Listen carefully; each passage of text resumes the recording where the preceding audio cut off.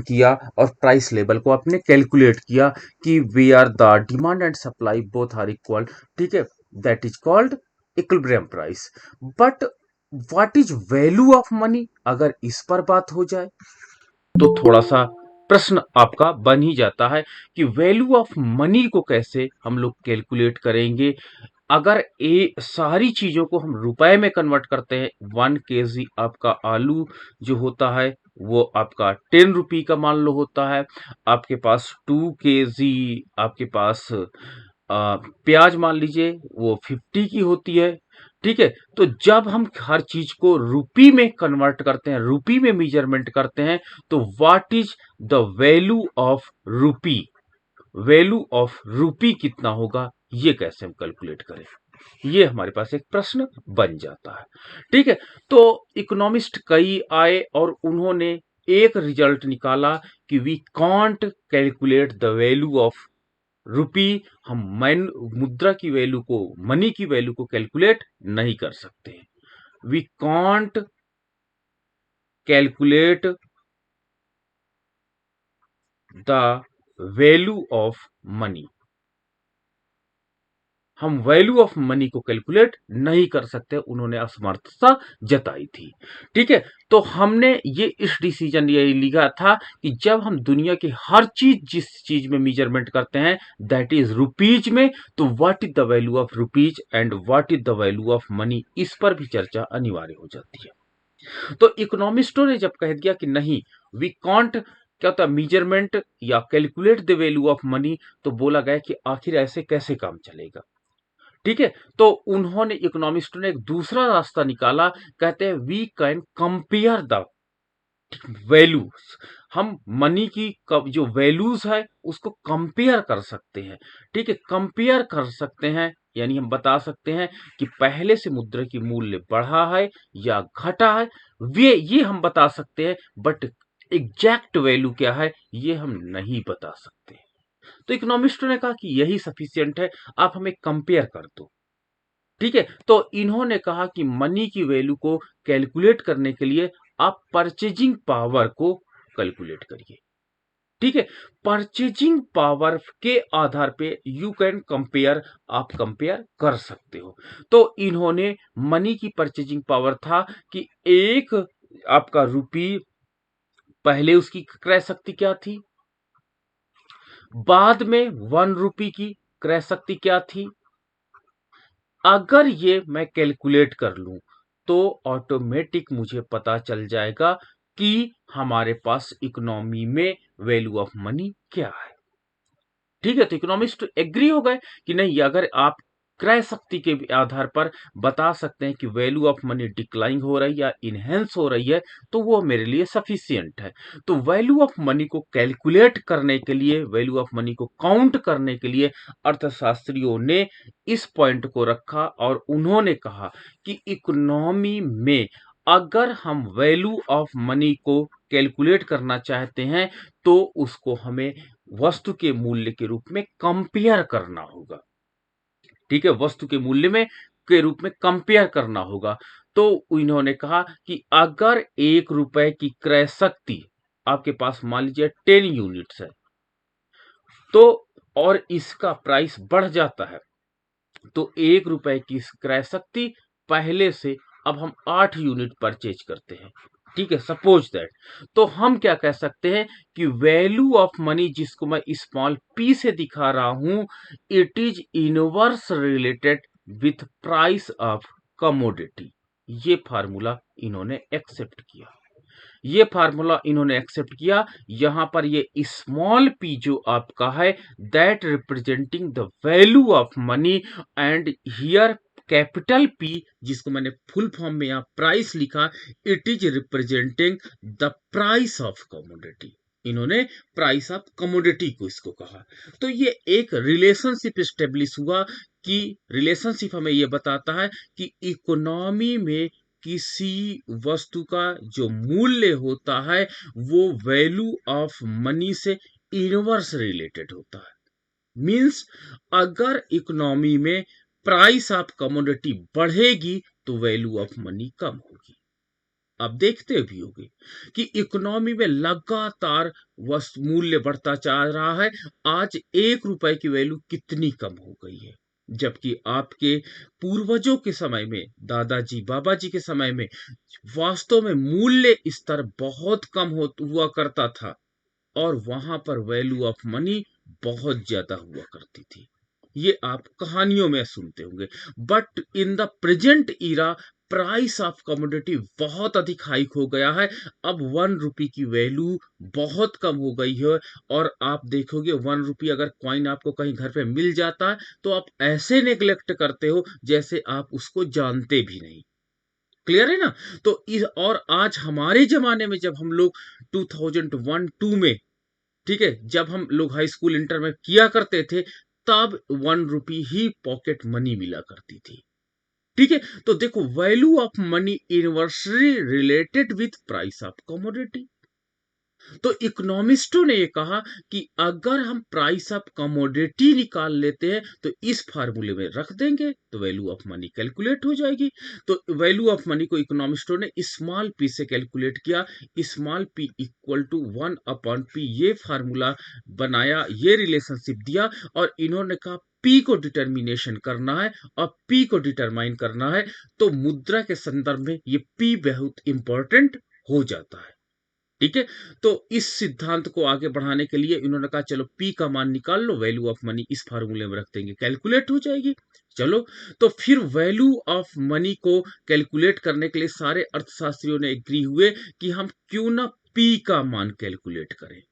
और पी के मान को कैलकुलेट करने के लिए उन्होंने पहला सिद्धांत प्रस्तुत किया, फिशर का, जो फिशर की theory I, quantitative theory of money, मुद्रा परिमाण सिद्धांत आया। मुद्रा परिमाण सिद्धांत पहला आया सिद्धांत, और इस सिद्धांत के आधार पर पहली बार वस्तु के मूल्य को कैलकुलेट करने की बात यहां पर की गई। वस्तु के मूल्य को कैलकुलेट करने की जब बात की गई तो इन्होंने कहा कि अर्थव्यवस्था में मुद्रा का मूल्य भी, मुद्रा क्या जो मूल्य होता है ये भी वस्तु के मूल्य की तरह क्यों नहीं आप निर्धारित करते हो। इन्होंने कहा कि जैसे वस्तु का मूल्य उसकी डिमांड एंड सप्लाई की पावर के आधार पर आप कैलकुलेट करते हो, उसी प्रकार मुद्रा का मूल्य भी मुद्रा की मांग तथा मुद्रा की पूर्ति के आधार पर आप क्यों नहीं कैलकुलेट करते हो। तो इन्होंने कहा ठीक है, तो demand of money equal to supply of money, जहां पर दोनों एक दूसरे के बराबर होगी वहां पर मुद्रा का मूल्य निर्धारित हो जाएगा। ये अर्थशास्त्रियों ने इस बात को एक्सेप्ट किया। ठीक है, तो चलो डिमांड ऑफ मनी क्या होती है। डिमांड ऑफ मनी, पहला पॉइंट हमारा बन जाता है, डिमांड ऑफ मनी का बन जाता है। मुद्रा की मांग क्या होती है। याद रखना, मुद्रा की मांग ड्राइव्ड होती है, व्युत्क्रम होती है। पूछे कैसे। आप कहोगे सर मुद्रा वास्तव में वस्तुओं तथा सेवाओं को खरीदने के लिए प्रयोग की जाती है। जब मुद्रा का प्रयोग हम वस्तुओं तथा सेवाओं के खरीदने के लिए किए जाते हैं तो वस्तुओं तथा सेवाओं की मांग मुद्रा की मांग को निर्धारित करता है। जैसे आप घर से निकलते वक्त क्या बोलते हो कि मुझे मार्केट में जाना है। आपके पेरेंट्स क्या बोलते हैं, ठीक है चले जाओ। आप कहते हो मुझे एक बुक लेनी है, तो पापा जी पूछते हैं बुक कितने की है, हाउ मच प्राइस। आप बोलते हो 500 की। तो पापा जी समझ गए इसकी मुद्रा की मांग कितनी है, 500 है। फिर बोलते हैं बेटा और कुछ कार्य करना है। हाँ, फ्रूट्स मम्मी ने बोला लेना है, 1 kg मुझे फ्रूट्स लेना है। कितने के मिलेंगे, 80 का मिलेगा। ठीक है, पापा समझ गए 80 रुपी और देना है। ठीक है, फिर पूछते हैं और कोई काम क्या है। ठीक है, कोल्ड ड्रिंक की 3 बोतलें लेनी है। ठीक है, 90 रुपी का है, 3 kg 3 लीटर मान लीजिए मुझे लेनी है। ठीक है, इंटू आपके पास मान लो 90 की है, 27। तो आपका जो मनी डिमांड होगी, इन सारी मनी डिमांड को आप जोड़ दोगे और इतना मनी लेकर के आप जाओगे, कुछ इतनी मनी आप लेकर के जाओगे मार्केट में, तो दिस इज इनडायरेक्टली आप मनी की डिमांड कर रहे हो in the respect of commodity. आपने पापा जी से कमोडिटी बताया, पापा जी ने मल्टीप्लाई करके मनी डिमांड को कैलकुलेट कर लिया। तो लाइफ में if you want to calculate the demand of money, तो हमको क्या करना है, कमोडिटी की मात्रा उसके मूल्य से मल्टीप्लाई कर दो, आपको पता चल जाएगा इकोनॉमी में how much demand of money.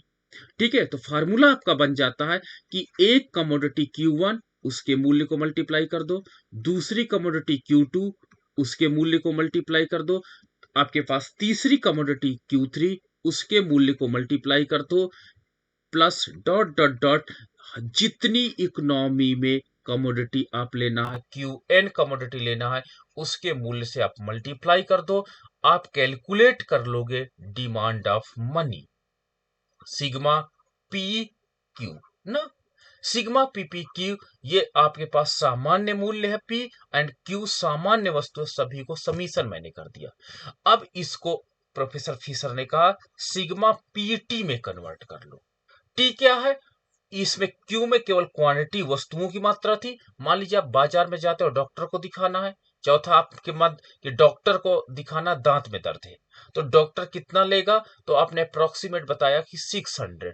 तो आप एक एक सर्विस लेना चाहते हो, तो ये भी प्राइस तो इसमें ऐड हो जाएगा, तो 600 ये भी ऐड हो गया। जब 600 ऐड हो जाएगा तो 950 हो जाएगा, this is the demand of money. तो सर्विस को भी इंक्लूड कर दो, तो sigma PT representing the demand of money होगा, where T representing demand of quantity and services transfer commodities. ठीक है, T stand for transfer commodity which included quantity and services. T किसका रिप्रेजेंट करता है, हस्तांतरण भुगतान का, ट्रांसफर पेमेंट का यहां पर करता है, जो वस्तुओं तथा सेवाओं के रूप में है। तो ये सिग्मा पीटी आप क्या कहोगे, this is demand for money या डिमांड ऑफ मनी है। ठीक है, डिमांड ऑफ मनी आपको जस्ट रिपीट करता हूं, डिमांड ऑफ मनी वास्तव में प्रत्यक्ष न होकर के ड्राइव्ड होती है, अप्रत्यक्ष रूप से वस्तु की मांग से जुड़ी हुई होती है। अगर वस्तु की मांग बढ़ेगी तो डिमांड ऑफ मनी बढ़ जाएगी। ठीक है, एक वस्तु उसके मूल्य को मल्टीप्लाई कर दो, we can calculate demand of money. दूसरी वस्तु उसके मूल्य से मल्टीप्लाई कर दो, we can calculate the demand of money. तीसरी वस्तु को उसके मूल्य से मल्टीप्लाई कर दो, we can calculate the demand of money. इस प्रकार इकोनॉमी में जितनी क्वांटिटी होंगी सबको हम उसके मूल्य से मल्टीप्लाई कर दो, we can calculate the demand of money. और ये हमारे पास फाइनली आ जाता है डिमांड ऑफ मनी का फार्मूला। सेकेंड आपका है supply of money, supply of money. अब सप्लाई ऑफ मनी क्या होती है ये देखो, और सप्लाई ऑफ मनी का यहीं से मुझे याद आता है कि जो चार कॉन्सेप्ट है M1 M2 M3 M4 much बहुत इंपॉर्टेंट है, मोस्ट इंपॉर्टेंट है। चारों को आप याद करके रट्टा मार के जाइएगा अगर आपको याद ना आ रहा हो तो। ठीक है, उससे जरूर प्रश्न आपके एग्जाम्स में पूछे जाएंगे। और यहां पर मैं सप्लाई ऑफ मनी को एक जनरल कॉन्सेप्ट बता रहा हूं कि इकोनॉमी में जो सप्लाई ऑफ मनी होती है वो जितने हाथों से गुजरती है उतनी बार अपने मूल्य के बराबर नया कार्य कर देती है। ठीक है, सप्लाई करती है। मान लीजिए 100 का नोट है, हमारे पास है, मैंने 100 रुपए से परचेजिंग किया। ठीक है, ये मैंने एक बार इसको परचेजिंग किया तो ये 100 का कार्य किया। अब जिस व्यक्ति के पास ये गया उसने इस दूसरे व्यक्ति को पेमेंट किया, फिर इसने 100 रुपए का काम किया। तो एक वर्ष में जितने हाथों से होकर के 100 का नोट गुजरती है दैट इज कॉल्ड वेलोसिटी। जितने हाथों से होकर के गुजरती है 100 रुपये का नोट पूरे साल में अगर 1000 लोगों के हाथ से होकर के गुजरती है तो इसने पूरे साल में सप्लाई ऑफ मनी का काम कितना किया है, सप्लाई ऑफ मनी का काम इतने रुपए के सप्लाई ऑफ मनी का काम किया।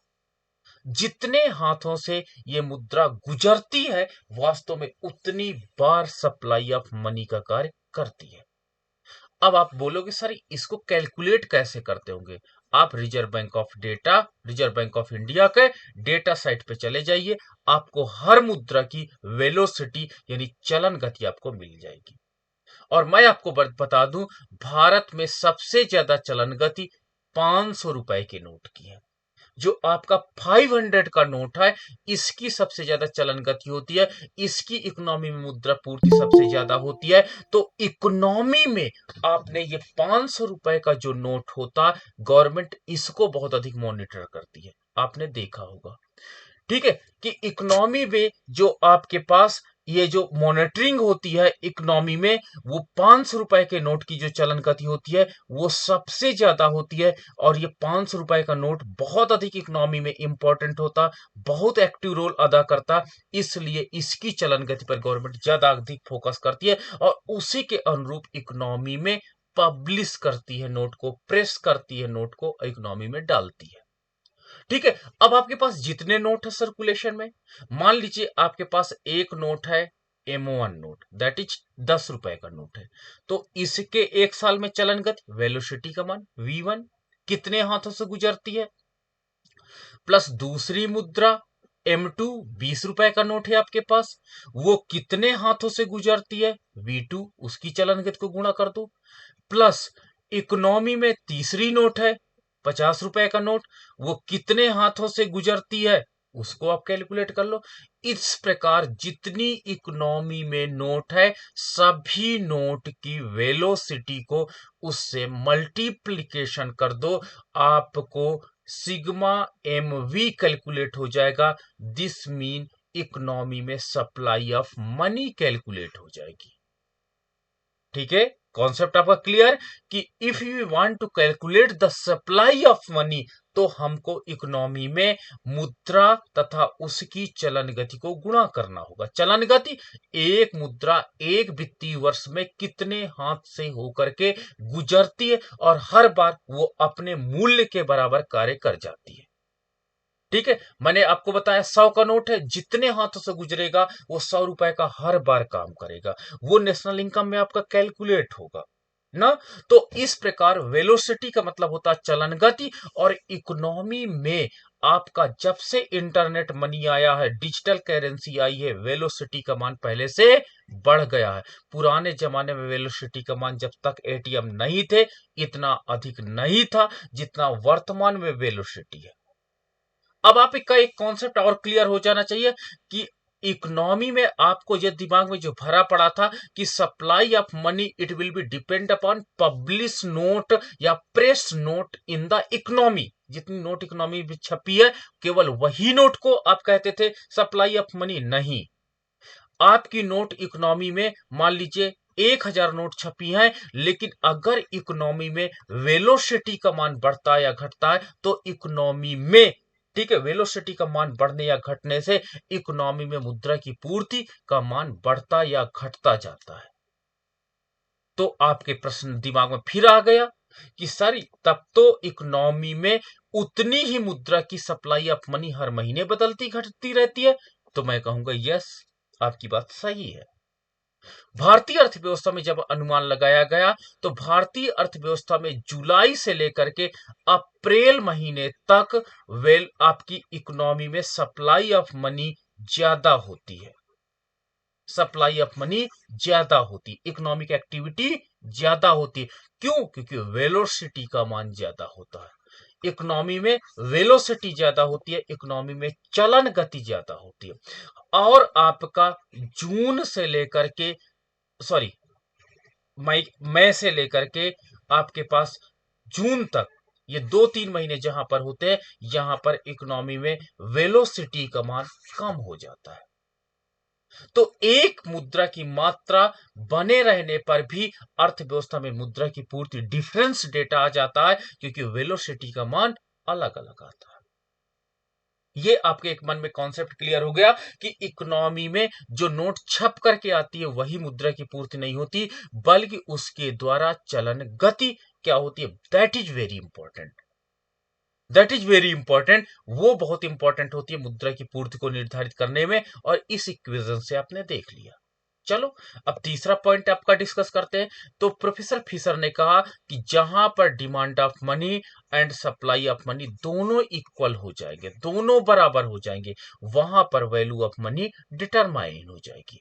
तो वहां पर वैल्यू ऑफ मनी को हम डिटरमाइन कर देंगे। तो डिमांड ऑफ मनी आपने देखा, demand of money sigma PT थी, सिग्मा पीटी, पी क्यू को मैंने पीटी में कन्वर्ट कर लिया क्योंकि क्यू में केवल क्वांटिटी थी, केवल वस्तुएं थी, और मैंने टी में क्या किया, वस्तुओं तथा सेवाओं दोनों को सम्मिलित कर लिया। तो सिग्मा पीटी आपका मान हो जाएगा sigma PT equal to sigma M V. अभी मैंने कैलकुलेट कर दिया, तो इसको हम लिख सकते हैं PT equal to M V, PT equal to M V. चलो मैं इसको एक बार फिर से सब डिफाइन कर देता हूं सारे। P stand for price of commodity, P stand for price of commodity, वस्तुओं तथा सेवाओं का मूल्य, दोनों का मूल्य रिप्रेजेंट कर रहा है, कमोडिटी एंड सर्विसेज। ठीक है। T represented transaction, goods and services, goods and services, ये वस्तुओं तथा सेवाओं की मात्रा को रिप्रेजेंट करता है। M stand for supply of money, ठीक है, supply of money, supply of money में कितनी नोट इकोनॉमी में प्रिंट होकर के आई है।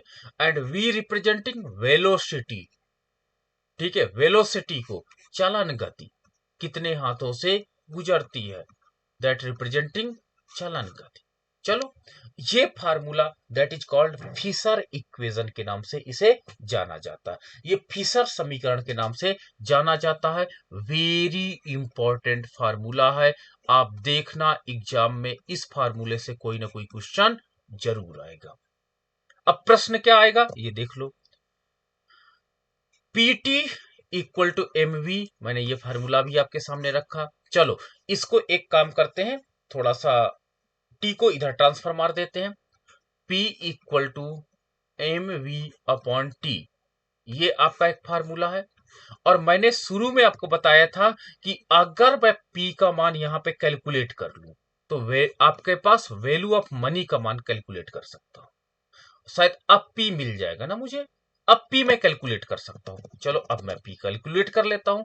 तो अगर मैं थोड़ी देर के लिए मान लेता हूं कि वेलोसिटी का मान and transaction goods and services का मान कांस्टेंट है, इन दोनों का मान मान लू मैं थोड़ी देर के लिए कांस्टेंट है। ठीक है, जितनी चलन गति पिछले साल थी वही चलन गति इस वर्ष है, जितनी वस्तुएं आपने पहले खरीदी थी उतनी ही वस्तुएं अभी भी खरीदेंगे। तो मेरे पास रिलेशनशिप क्या आ जाएगा, P इक्वल टू एम आ जाएगा ना, ये आ जाएगा। अब दो देखिए, दोनों अनुपातिक संबंध रखेंगे। अब यहां पर आपको बहुत ज्यादा फोकस रखना है, क्या है कि P क्या होता है, आपके पास M से अनुपातिक रूप में जुड़ा हुआ है, वो भी धनात्मक। अगर अर्थव्यवस्था में मुद्रा का मान दुगना बढ़ जाता है तो अर्थव्यवस्था में मूल्य स्तर भी दुगना बढ़ जाता है। ठीक है, मुद्रा परिमाण सिद्धांत ये कहता है कि अर्थव्यवस्था में यदि रिजर्व बैंक ऑफ इंडिया मुद्रा की मात्रा को डबल कर देती, सर्कुलेशन में ज्यादा नोट पब्लिश करके डाल देती है, तो अर्थव्यवस्था में सप्लाई वस्तुओं तथा सेवाओं का मूल्य भी डबल हो जाएगा। अगर इकोनॉमी में मुद्रा का पूर्ति 3 गुना हो जाती है तो उसके परिणाम स्वरूप अर्थव्यवस्था में मुद्रा वस्तु का मूल्य भी 3 गुना बढ़ जाता है। और अगर अर्थव्यवस्था में मुद्रा की पूर्ति आधी हो जाती है तो वस्तुओं तथा सेवाओं का मूल्य भी आधा हो जाएगा। आपने तो कहा ये तो बहुत अच्छा रिजल्ट मुझे मिल गया, और आरबीआई ने इस समीकरण को अपने बैंकिंग का महत्वपूर्ण सिद्धांत बना दिया। आपने देखा होगा रिजर्व बैंक ऑफ इंडिया जब भी मौद्रिक नीति अपनाती है तो इस इक्वेशन को अपने दिमाग में रखती है कि पी जो होता प्राइस ऑफ कमोडिटी, ये direct proportionate related, positive related to the supply of money के होता है। अगर इकोनॉमी में वो ज्यादा मुद्रा सर्कुलेशन में डाल देते, चाहे वो लोन के रूप में डाल दें, चाहे करेंसी छाप के डाल दें, तो अर्थव्यवस्था में प्राइस ऑफ कमोडिटी उसी रेशियो से प्रभावित होगा, उसी रेशियो से बढ़ेगा या घटेगा। ठीक है, तो ये इंपॉर्टेंट, बहुत इंपॉर्टेंट आपका रिलेशनशिप हो जाता है। दूसरा, अगर इकोनॉमी में V का मान कांस्टेंट अब नहीं करते हैं, V का मान बढ़ेगा तो P का मान भी बढ़ेगा। It is also proportionate. ठीक है। एंड आपका जो टी का मान है, ट्रांजैक्शन गुड्स एंड सर्विस का मान है, ये इकोनॉमी में इनवर्स रिलेटेड होता है प्राइस ऑफ कमोडिटी से। तो एग्जाम में यही प्रश्न यहां से आपके ये तीन इक्वेशन मैंने तीन फॉर्म पे रखे हैं, इसमें से कहीं ना कहीं आपका रिलेशनशिप पूछा जाएगा और आप पेपर में साइड में कहीं लिख लीजिए। वहीं पर जब आपका क्वेश्चन पेपर आए, जब आप क्वेश्चन करें, तो वहीं पर पीटी इक्वल टू एमवी लिख लीजिए। आपको जो रिलेशन से पूछा जाए वहीं पर आप निकाल करके देख लीजिए। ठीक है। तो ये आपके पास इन्फ्लेशन की थ्योरी यहीं से आपको डेवलप हुई। आपसे पूछा जाता कि आखिर इन्फ्लेशन की थ्योरी कहां से आती है? फिशर के मुद्रा परिमाण सिद्धांत से आती है। फिशर का मुद्रा परिमाण सिद्धांत जो आपका बैंकिंग का बेस बना, और बैंकिंग के बेस में मॉनेटरी पॉलिसी का बेस बना, और मॉनेटरी पॉलिसी में ही इन्फ्लेशन के लक्षण छुपे हुए हैं। अब आपको समझ में आ गया होगा कि इकोनॉमी में प्राइस ऑफ कमोडिटी बढ़ना, यानी जो आप इन्फ्लेशन जिसको कहते हो, प्राइस ऑफ कमोडिटी का बढ़ जाना, प्राइस ऑफ कमोडिटी को बढ़ना, जिसको आप लोग इन्फ्लेशन की संज्ञा देते हो, इन्फ्लेशन कहते हो, वो वास्तव में सप्लाई ऑफ मनी से इंटरलिंक होता है, मुद्रा की पूर्ति से इंटरलिंक होता है। ठीक है। और व्यापार चक्र में जो हार्ट्रे का सिद्धांत था, वो मॉनेटरी फिनोमिना था, वो भी यहीं से उसका संबंध हो जाता कि इकोनॉमी में सप्लाई ऑफ मनी बढ़ जाती है, यानी बैंक ब्याज की दरें कम कर देता, तो सप्लाई ऑफ मनी बढ़ेगी, तो उससे प्राइस ऑफ कमोडिटी इन्फ्लुएंस होगी, प्राइस ऑफ कमोडिटी बढ़ जाएगी। ठीक है। तो ये कॉन्सेप्ट मेरे पास एक निकल करके आता है कि चाहे वो ट्रेड साइकिल थ्योरी हो, चाहे वो इन्फ्लेशन थ्योरी हो, ठीक है, चाहे बैंकिंग थ्योरी हो, सब इसी सिद्धांत से यहीं से ऑपरेट होती है। और ये अब आपको समझ में आ जाना चाहिए कि जो मुद्रा का परिमाण सिद्धांत है कि अर्थव्यवस्था में मुद्रा की पूर्ति को अगर मैं सप्लाई ऑफ मनी को मैं आधार अक्ष पर ले लूं, ठीक है, एंड प्राइस ऑफ कमोडिटी को मैं लंब अक्ष पर ले लूं, तो ये 45 डिग्री की रेखा मुझे मिलेगी। 45 डिग्री का रेखा का मतलब होता है P is the function of M, ठीक है, which is proportionate related to the price. जो मनी सप्लाई होती है वो प्राइस से प्रोपोर्शनेट रिलेटेड है। अगर अर्थव्यवस्था में मुद्रा की मात्रा 1 गुना है, तो अर्थव्यवस्था में मूल्य भी 1p होगा।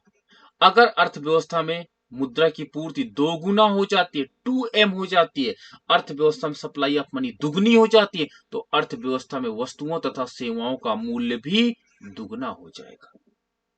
2 टाइम्स प्राइस बढ़ जाएगा। 2 टाइम प्राइस बढ़ने का मतलब होता है कि इकोनॉमी में सप्लाई ऑफ मनी बढ़ गई है। ठीक है। जब इकोनॉमी में 3 गुना मुद्रा की पूर्ति होती है, तो आपके पास क्या होती है? प्राइस भी 3 गुना बढ़ जाता है। जब इकोनॉमी में सप्लाई ऑफ मनी 4 गुना होती है, तो प्राइस भी 4 गुना बढ़ जाता है।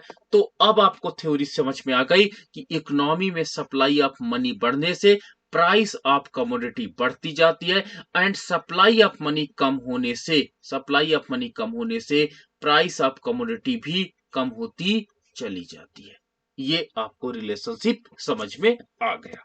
ठीक है। और मैंने इसके पूर्व देखा था कि वैल्यू ऑफ मनी, जिसको मैंने स्मॉल p से कैलकुलेट किया था, it is inverse related to the, इससे प्राइस ऑफ कमोडिटी से। और p का मान चलो m में रख दो, m फॉर्म में रख दो, p इक्वल टू m है। वी नो दैट, कहां से मैं जानता हूं? फिशर के समीकरण से मैं जानता हूं कि p is equal to m होता है।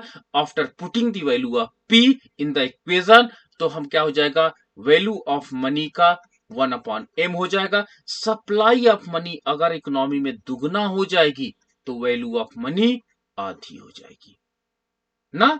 बचपन में आपके पास 10 रुपए का कितना वैल्यू रहती थी ना, क्योंकि आपके पास सप्लाई ऑफ मनी नहीं होती थी।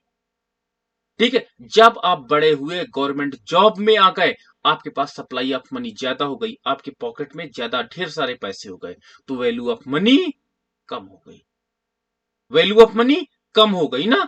तो जब इकोनॉमी में सप्लाई ऑफ मनी बढ़ती चली जाएगी, अभी तो देखिएगा, अभी 10 रुपए की जो आप वैल्यू समझ रहे हैं ना, कुछ दिन बाद देखिएगा इतनी अधिक सप्लाई ऑफ मनी हो जाएगी कि 10 रुपए के जो नोट है वो आपके 1 रुपए के कॉइन के बराबर लगने लगेगा।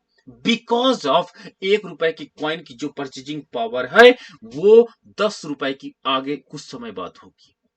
तो आपकी गलती नहीं है कि आपने 10 रुपए के 1 रुपए के बराबर कर दिया, बिकॉज ऑफ उसकी परचेजिंग पावर डिक्लाइन कर गई है, इसलिए आप कहते हो कि sir that have the value, 1 रुपए के बराबर इसकी अब वैल्यू हो गई है। क्लियर है? तो ये हमारे पास रिलेशनशिप स्टेब्लिश हो जाता है और ये वैल्यू ऑफ मनी के बीच का रिलेशनशिप है। और इसको जब मैंने डायग्राम में प्लॉट किया, डायग्राम में प्लॉट करने के बाद वैल्यू ऑफ मनी को और यहां पे सप्लाई ऑफ मनी को मैंने जब प्लॉट किया तो मुझे रेक्टेंगल हाइपरबोला प्राप्त हुआ। रेक्टेंगल हाइपरबोला प्राप्त हुआ, यानी रेक्टेंगल हाइपरबोला का मतलब होता है कि जब इकोनॉमी में सप्लाई ऑफ मनी OM1 थी तो इकोनॉमी में वैल्यू ऑफ मनी इतनी थी। ठीक है? जब इकोनॉमी में सप्लाई ऑफ मनी बढ़कर के दुगना हो गई तो वैल्यू ऑफ मनी कितनी हो गई? आधी हो गई, हाफ हो गई, आधी हो गई। देखिए, आधी हो गई। जब सप्लाई ऑफ मनी बढ़कर के M3 हो गई तो वैल्यू ऑफ मनी कितनी हो गई? 1/3 हो गई, 1/3 हो गई।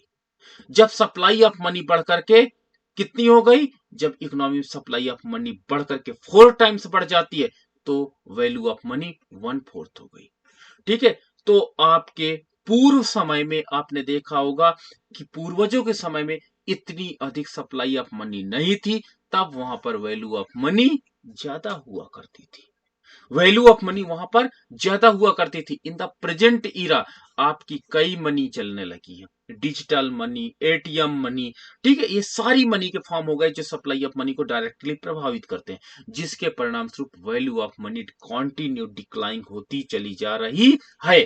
तो ये कॉन्सेप्ट आपका बना, इन्फ्लेशन का बेसिक कॉन्सेप्ट बना। और इस कॉन्सेप्ट के बिना आप इन्फ्लेशन को समझना मुश्किल है, ट्रेड साइकिल को समझना मुश्किल है, बैंकिंग सिद्धांत को समझना मुश्किल है। ठीक है, अब आपको समझ में आ गया कि इकोनॉमी में जब लोगों का वेतन बढ़ा देती है, गवर्नमेंट दुगना कर देती है वेतन, तो इकोनॉमी में प्राइस ऑफ कमोडिटी बढ़ना अनिवार्य है।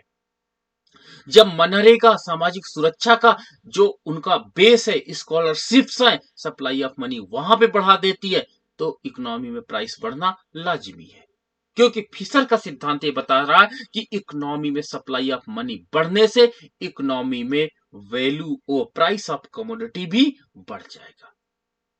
क्लियर है? तो चलो, ये बेस बना इन्फ्लेशन का। अब हम बात करते हैं इन्फ्लेशन क्या है। तो इन्फ्लेशन जब इकोनॉमी में लगातार वस्तुओं तथा सेवाओं का मूल्य बढ़े,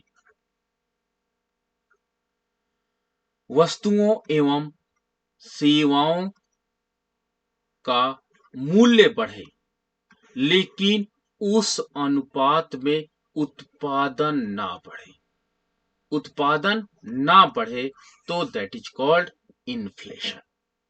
जिस अनुपात में वस्तुओं तथा सेवाओं का मूल्य बढ़े, मूल्य जिस अनुपात में बढ़ना चाहिए था उसी अनुपात में उत्पादन भी बढ़ना चाहिए था, लेकिन अगर इकोनॉमी में उत्पादन, प्रोडक्शन उस रेशियो से नहीं बढ़ता है तो आप इन्फ्लेशन की संज्ञा देंगे। जबकि नॉर्मल भाषा में किसी प्रकार के मूल्य वृद्धि को इन्फ्लेशन मान लिया जाता था। किसी भी प्रकार के मूल्य वृद्धि को स्फीत माना जाता था। किसी भी प्रकार के मूल्य वृद्धि को स्फीत मान लिया जाता था। प्रोफेसर कीन्स ने इसका विरोध किया और प्रोफेसर कीन्स ने कहा कि आफ्टर फुल एम्प्लॉयमेंट, पूर्ण रोजगार के बाद फुल एम्प्लॉयमेंट तक जो भी मूल्य बढ़ेगा वो इन्फ्लेशन नहीं माना जाएगा। फुल एम्प्लॉयमेंट के बाद, आफ्टर फुल एम्प्लॉयमेंट, हम लोग जो भी मूल्य बढ़ता, प्राइस राइज जो होता है, उसको इन्फ्लेशन मानेंगे। ये कॉन्सेप्ट आप बेसिक है, याद रखिएगा कि कीन्स में, क्लासिकल ने किसी प्रकार का मूल्य वृद्धि माना लेकिन उसके अनुसार उत्पादन ना बढ़े, उसको मूल आप मुद्रास्फीति इन्होंने घोषित किया। कीन्स ने कहा नहीं, इकोनॉमी जब तक फुल एम्प्लॉयमेंट पॉइंट पर नहीं पहुंच जाती तब तक अगर मूल्य बढ़ता है तो उसे इन्फ्लेशन नहीं मानना चाहिए, उसके बाद इन्फ्लेशन मानना चाहिए। मतलब क्या कहना चाह रहे थे?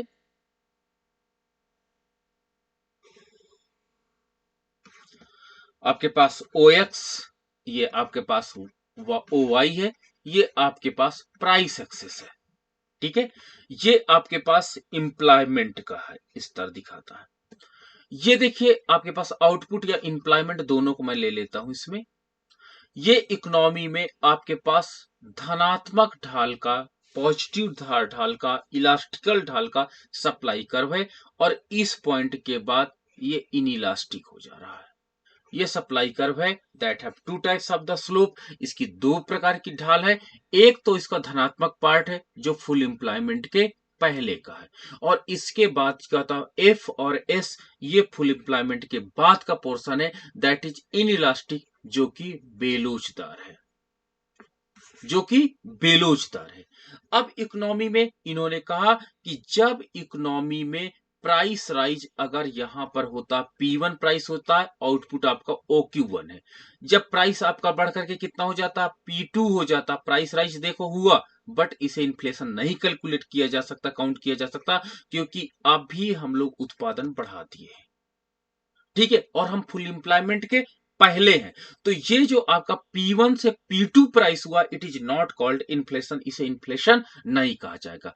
जब आपका प्राइस आप करके कितना हो जाए, प्राइस बढ़ करके P3 हो जाए, और आपकी इकोनॉमी में क्वांटिटी बढ़ करके Q3 हो जाती है, तो ये प्राइस राइज भी आपका, ये price rise it is also not called inflation, क्योंकि यहां से पुनः उत्पादन बढ़ गया। तो प्रोफेसर कीन्स ने कहा कि अगर O से लेकर के F, ये धनात्मक ढाल वाली पूर्ति रेखा पे यदि हम चलते हैं, तो धनात्मक ढाल वाली रेखा में पूर्ति में चलने के परिणाम स्वरूप हम लोग इसे प्राइस राइज की संज्ञा नहीं देंगे। It is not called price rise, इसे हम लोग इन्फ्लेशन, इस प्राइस राइज तो कहेंगे, but it is not inflation, इसे इन्फ्लेशन की संज्ञा नहीं देंगे।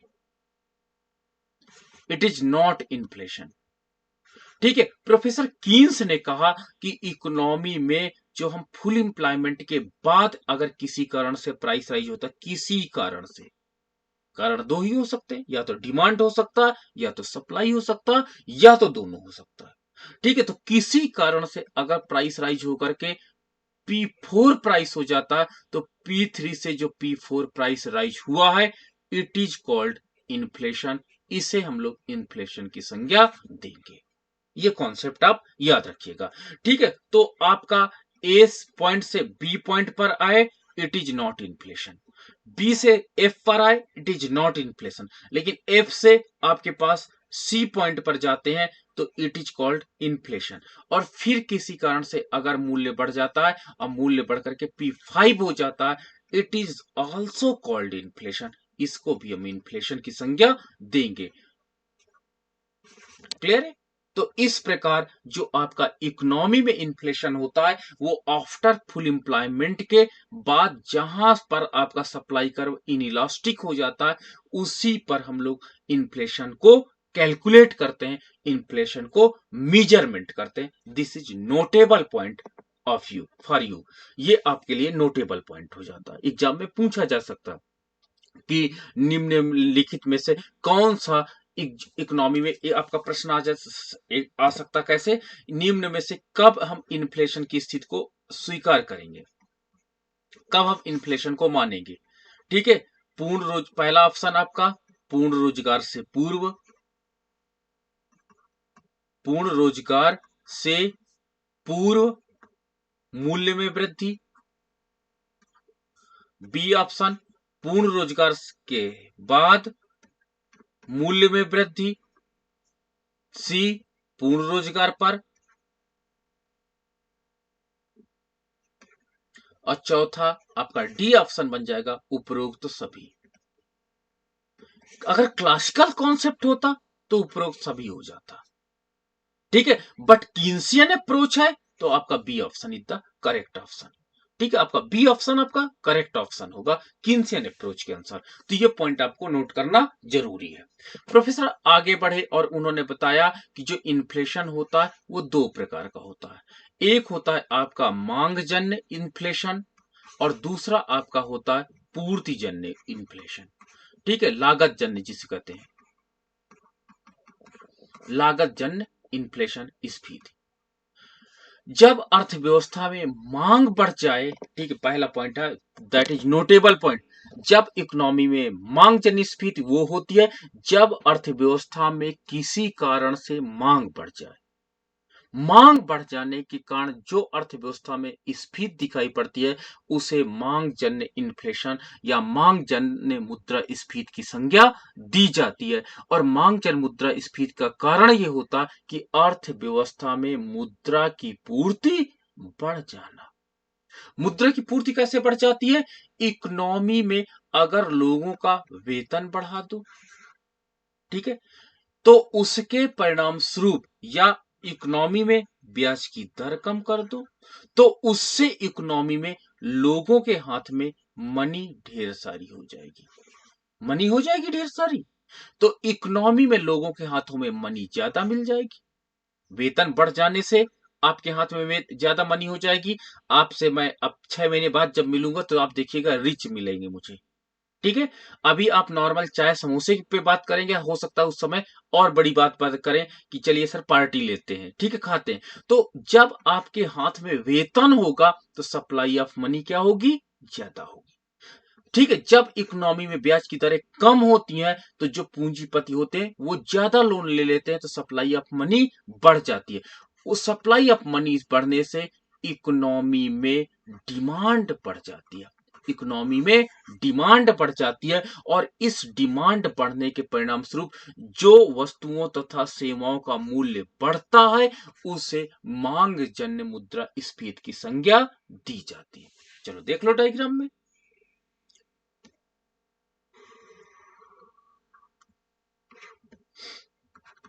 ओ एक्स ओ वाई, ये देखिए आपका कीन्स का सप्लाई कर्व है।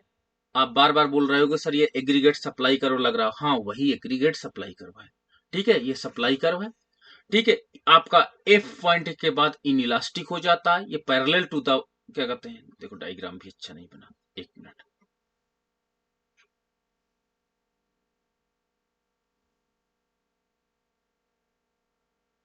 It is parallel to the Y axis होता है, ये वाई एक्सिस के समांतर होगा, ठीक है।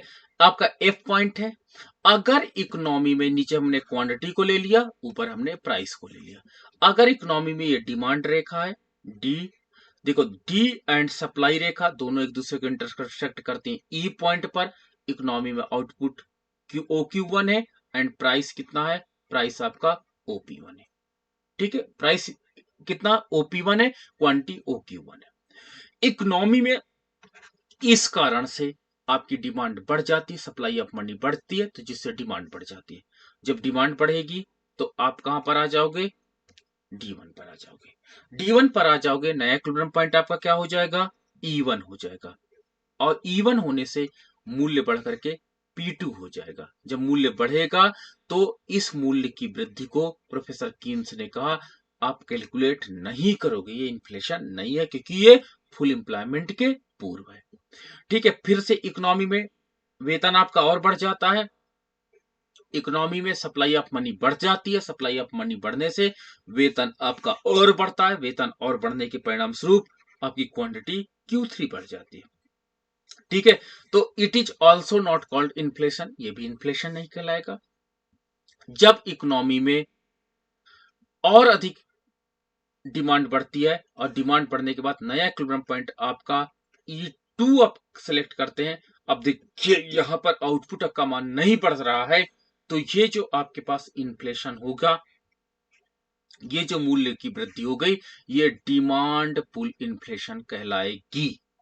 डिमांड पुल इन्फ्लेशन है, मांग जन्य मुद्रा स्फीति कहलाएगी। जब मांग में वृद्धि के कारण फुल एम्प्लॉयमेंट के बाद मूल्य में वृद्धि होती है तो इसे हम लोग मांग जन्य मुद्रा स्फीति की संज्ञा देते हैं, ठीक है। तो ये आप समझ गए मांग जन्य मुद्रा स्फीति क्या है। दूसरा आपके पास पॉइंट आता है पूर्ति जन्य मुद्रा स्फीति। पूर्ति जन्य, पूर्ति जन्य का मतलब होता है लागत जन्य। लागत जन्य मुद्रा स्फीति का तात्पर्य यह होता है कि जब इकोनॉमी में लागतों में बढ़ हो जाए, जैसे मजदूर संगठन क्या कर दें, मजदूर संगठन अपना वेतन बढ़ाने के लिए हड़ताल कर दें, कि नहीं मुझे वेतन बढ़ाओ, हमारा वेतन बढ़ना इंपॉर्टेंट है। तो कोई भी उत्पादक अपने जेब से वेतन तो देगा नहीं, तो वो क्या करेगा, जब वेतन बढ़ा देगा तो उसको कहां पे, प्राइस में इंक्लूड कर देगा ना। जब वेतन बढ़ेगा तो लागतें बढ़ जाएंगी, वेतन बढ़ने से लागत बढ़ जाएगी और लागत बढ़ने से वस्तुओं तथा सेवाओं का मूल्य बढ़ जाएगा। दूसरा क्या होता है, कभी कभी उत्पादक स्वयं का लाभ बढ़ाने का प्रयास करता है। उत्पादक स्वयं का लाभ बढ़ाना चाहता है। आपने देखा होगा कि ही वांट टू, क्या होता है, दे वांट टू इंप्रूव या इंक्रीज देयर प्रॉफिट। तो वो क्या करता है, जब प्रॉफिट बढ़ाना चाहता है तो भी वो प्राइस बढ़ाना चाहेगा। तो दो कारण से आपका लागत जन्य स्फीति होती है। एक तो मजदूर संगठन के वेतन बढ़ाने के कारण, और दूसरा उत्पादक अपना लाभ बढ़ाना चाहता, इसलिए लागतों में वृद्धि होती है, और ये लागतों में जो वृद्धि होगी ये प्राइस बढ़ा देगा। तो इसे हम लोग पूर्तिजन्य या लागत जन्य मुद्रास्फीति की संज्ञा देते हैं। चलो डायग्राम देख लेते हैं।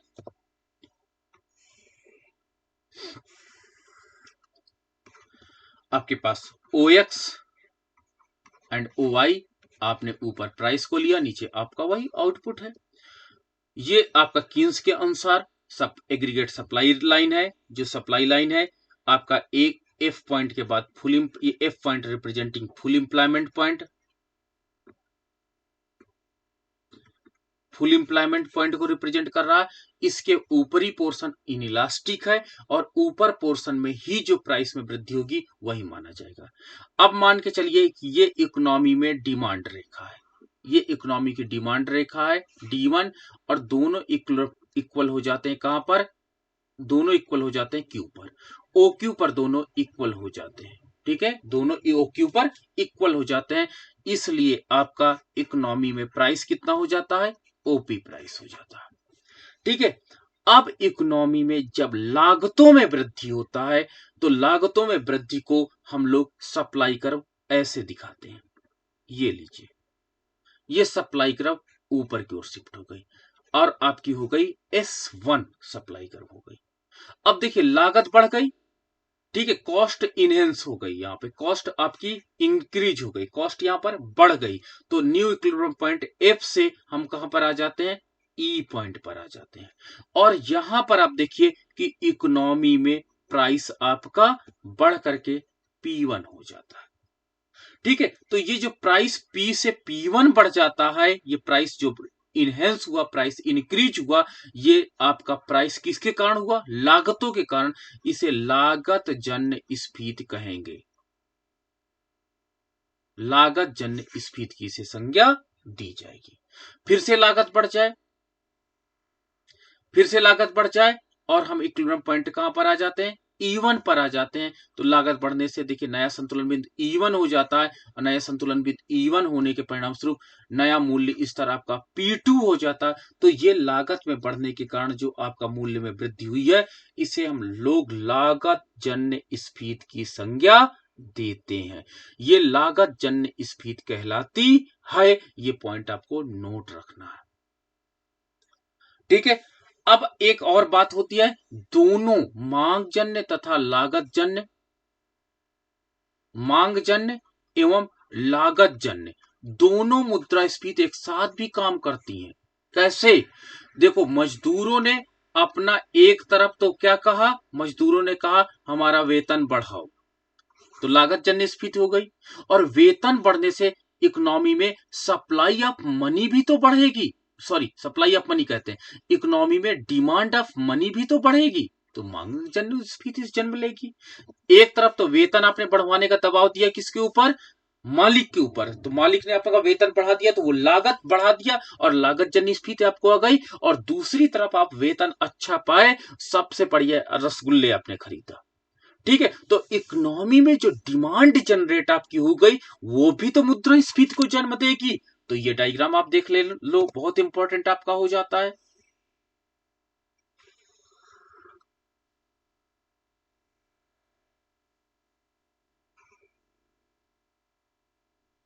ये आपका पास सप्लाई कर्व है, ये आपके पास एसएस सप्लाई कर्व है, this is full employment point F है। ये आपके पास डिमांड है, ये इकोनॉमी में आपके पास क्वांटिटी है, ये आपके पास उत्पादन की मात्रा है। अब क्या होता है, मजदूर, ये आपके पास प्रारंभिक मूल्य है, ये प्रारंभिक मूल्य ओपी। मजदूरों ने दबाव दिया मालिक से कि हमारा वेतन बढ़ाओ, ठीक है। प्रोड्यूसर ने अपना लाभ बढ़ाने के चक्कर में, तो आपके पास ये पूर्ति रेखा कुछ ऐसी हो जाती है, पूर्ति रेखा एस से S1 हो जाती है, ठीक है। तो नया संतुलन बिंदु देखिए, आपका पास ये डिमांड करो तो वही पुरानी रेखा डिमांड रेखा है, और सप्लाई रेखा नई हो जाती, तो नया संतुलन बिंदु आपका E1 हो जाता है। तो इस प्रकार से आपके पास जो मूल्य होता है वो बढ़कर के क्या हो जाता है, P1 हो जाता है। मूल्य बढ़कर के आपका क्या हो जाता है, P1 हो जाता है। तो ये आपके पास P से P1 जो हुआ, ये कॉस्ट पुश इन्फ्लेशन हुआ, CPI होगा कि नहीं। ये लागत में वृद्धि के कारण ये मूल्य जो बढ़ा, ये लागत में वृद्धि के कारण मूल्य बढ़ा, इसीलिए इसे CPI कहते हैं, ठीक है। लागत जन मुद्रास्फीति। और हम F से E1 पॉइंट पर आ जाते हैं, ठीक है। अब इकोनॉमी में वेतन मिला और वो लेबर वेतन पाए, तो वेतन के कारण उनका डिमांड बढ़ गया। डिमांड बढ़ने के कारण आपका डिमांड कर्व D से D1 हो जाता है, और नया इक्विलिब्रियम पॉइंट क्या हो जाता है, E2 प्राप्त हो जाता है।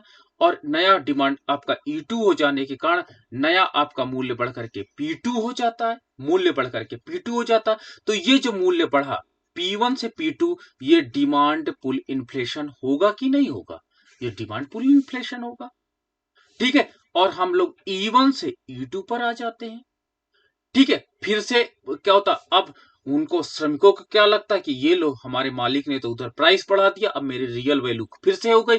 फिर से वो मजदूर यूनियन दबाव डालती है मालिक के ऊपर, नहीं मेरा वेतन बढ़ाओ, अब हमारा सप्लाई करो, फिर ऊपर शिफ्ट होगा। तो हम E2 से E3 पर आ जाएंगे, फिर मूल्य बढ़ेगा और हमारे पास क्या आ जाएगा, P3 हो जाएगा।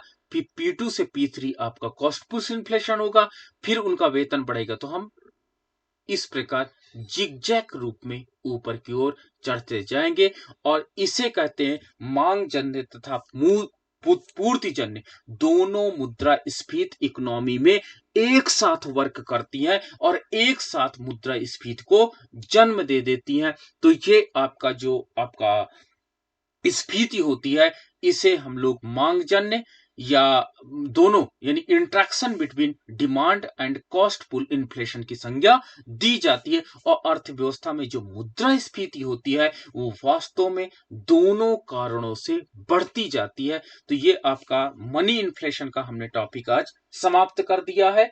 अब आपके जो भी प्रश्न हो वो प्रश्न